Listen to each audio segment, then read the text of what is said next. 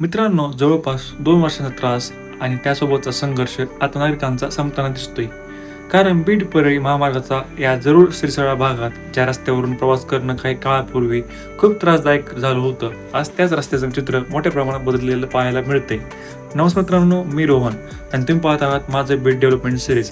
आणि आज आपण पाहणार आहोत बीड-परळी महामार्गाचा जरूर शिरसाळा ह्या भागाचं डेव्हलपमेंट अपडेट. मित्रांनो, धूळ, खड्डे, आदळ-आपट आणि त्यामुळे प्रवासासाठी लागणारा अतिरिक्त वेळ.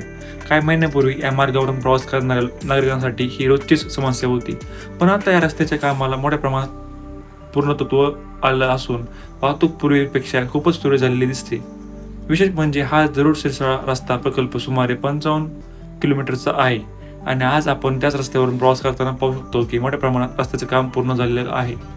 पूर्वी जिथे प्रत्येक काही अंतरावर खड्डे आणि धुळीमुळे वाहनांचा वेग कमी करावा लागायचा, तिथे आता रस्ता व्यवस्थित झाल्यामुळे प्रवासाचा वेळ आणि त्रास दोन्ही कमी झालेले जाणवतं. आता काही ठिकाणी पुलाचं आणि थोडंफार शिल्लक काम अजून सुरू आहे, पण ऐकूनच पाहिलं तर या मार्गाने आता नागरिकांना मोठा दिलासा मिळताना दिसतोय.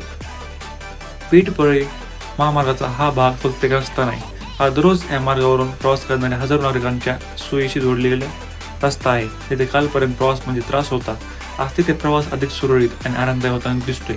आता पाहूया रस्त्याचं पूर्ण काम कधीपर्यंत पूर्ण होतं आणि त्यानंतर हा संपूर्ण मार्ग किती बदलतो. तुम्ही या रस्त्यावरून प्रवास केला आहे का? तुमचा अनुभव कमेंटमध्ये नक्की सांगा.